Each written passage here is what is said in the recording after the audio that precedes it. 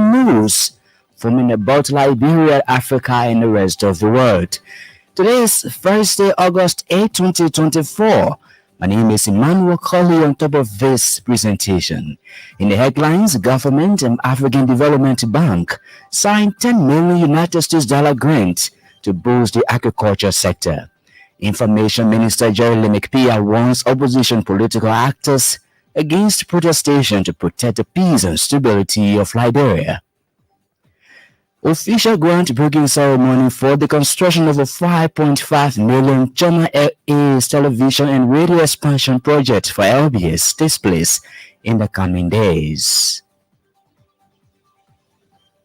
And away from home, 16 on a Friday, the president of this country will put shovel in the ground for a China aid sponsored $5.5 million television and radio expansion project. And away from home, the World Health Organization calls for emergency meetings to discuss jump in cases in the Democratic Republic of Congo.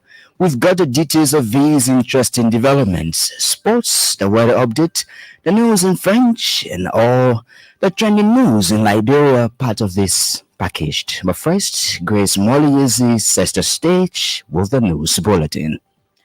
The Liberian government and African Development Bank have signed a 10 million United States dollars grant to enhance smallholder agricultural development in Liberia. The grant is part of additional funding to the Global Agriculture and Food Security Program in the country.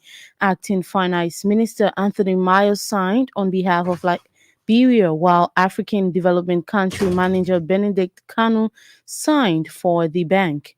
The project is aimed at boosting food and nutrition security while reducing poverty among targeted rural population. A release quotes African Development Bank Country Manager Benedict Kanu as saying the provision of additional grant is aligned with the objectives of the National Agriculture Development Plan 2024 to 2030. Of the total cost of $19.8 million for the project, Global Agriculture and Food Security Program will contribute $18.2 million, while African Development Bank and the Liberian government will contribute $429 million and $453,000 respectively. Government says the constant threats of protest from the opposition Congress for Democratic Change has the propensity to scare away investors and undermine the country's peace. Information Minister Jerry McPia alleged that the CDC in 12 years held over 300 protests only for political power. Minister Pierre, however, said the Unity Party did not organize any protests during the CDC's 6 years in office and vowed that government will not tolerate any anti-democratic process to the peace and stability of the country. All these actions foster a democratic process meant to create insecurity, to scare investors away, and to make our country to look like a nation that is not governable, will not be tolerated. And if they are also meant to sway our attention away from our resolve to hold people accountable as a government, then you are mistaken. It will have zero impact. A MICAD press conference Thursday, EPS agents and other government workers who feel illegally dismissed to seek redress through a legal process and desist from illegal protest. Minister Pia also reaffirmed government's position to implement the reports from the Liberia Anti-Corruption Commission and the General Auditing Commission.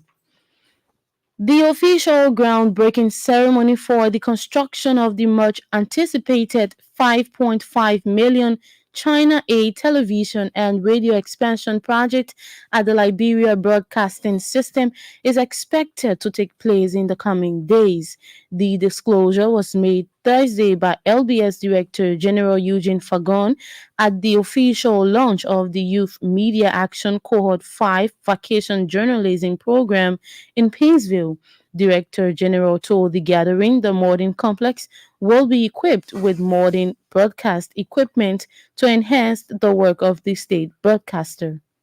August 16, on a Friday at 11 a.m., the president of this country will put shovel in the ground for a China aid sponsored $5.5 million television and radio expansion project that will be built right on our facility. And then so we are going to have modern equipment and a modern building.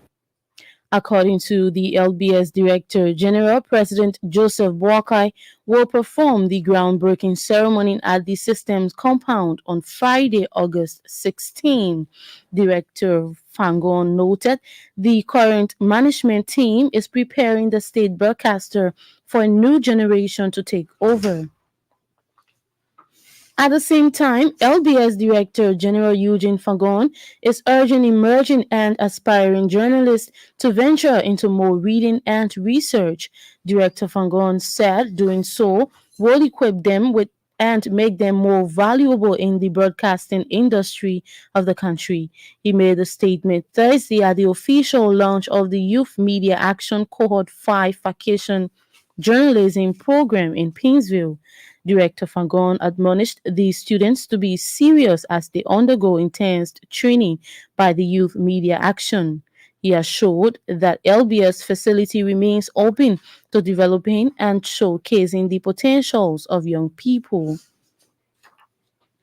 In remarks, the executive director of Youth Media Action, Varma Kamara, thanked the Liberia Broadcasting System for the growing partnership. Mr. Kamara also assured Director Fagon that the YMA will work with LBS to ensure the capabilities of young people are built in journalism and other professional fields. He also welcomed the decision by LBS management to grant permission to competent participants of YMA ongoing training to anchor news via the television. The students are being trained in journalism and public speaking, among others. The training is expected to last for 6 weeks. The 12th European Union Liberia Partnership Dialogue is expected to get underway in the country shortly. The meeting will be co-chaired by Foreign Minister Sarah Beslo-Yanti and the head of the European Union delegation to Liberia, Ambassador Nona Dipress. According to a Foreign Ministry release, the meeting is aimed at strengthening bilateral cooperation and address key mutual interests of Liberia and the European Union.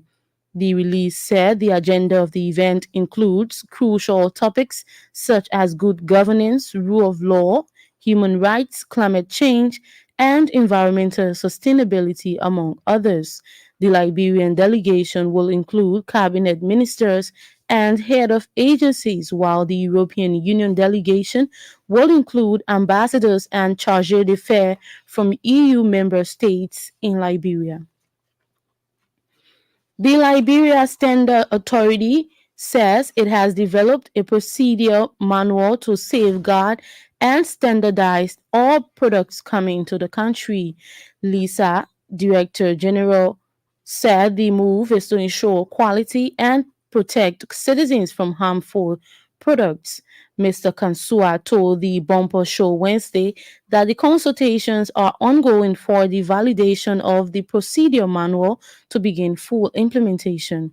In 4 months, we have developed a procedural manual. That procedural manual tries to take into consideration all the products that come in the country. So what we're going to do is going to hold consultation with stakeholders on the procedural manual, because our intent is to rescue the market. And to rescue the market is to stop substandard products from coming or to stop restricted products. Mr. Kansua said currently the Standards Authority is rolling out a food safety program for consumable goods in the country. He added that Lisa is partnering with the Ministry of Health to calibrate lab equipment to meet specific standards. A social justice and human rights activist, Maxime Pacquiao, has attributed Liberia's underdevelopment to rampant corruption and impunity. Mr. Pacquiao said for Liberia to experience development and regain her position among the Committee of Nations, corruption must be tackled at every level. He believes corruption has had a devastating impact on every fabric of the country, cautioning government to fight the menace if they must succeed. Look at the state of this country. So corruption impact has been so much devastating on all of us to the extent that in the next 20 years, if nothing is done now, obviously generations that will start their lives somewhere in 2030 will still be affected. And that's my fear. Mr. Kpakio also wants Liberians to be patriotic to the country. He said patriotism is a catalyst for development, urging the citizens to rethink and build Liberia. Women in Grand Crew County have petitioned authorities in the county to stop illicit mining activities on the river Nongba in the county. In their petition, the women claimed illicit miners are using the toxic chemicals which lead to the contamination of the river. Our correspondent quotes the head of the petitioners, Elizabeth Wille, as saying illicit mining is also destroying their farmland as the contaminated water is passing through the trenches. Meanwhile,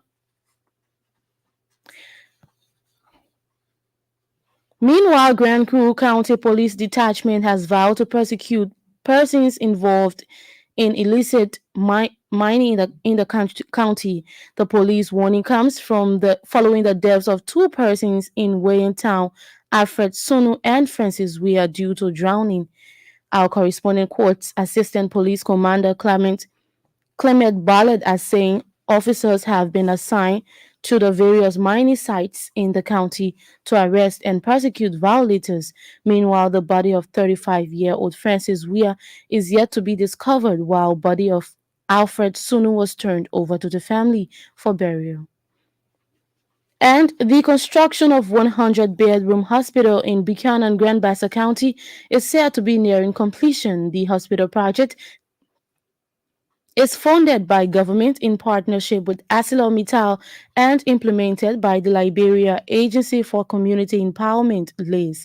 Our correspondent said the project is valued at $3.5 million United States dollars. The hospital project will also contain 21 other facilities.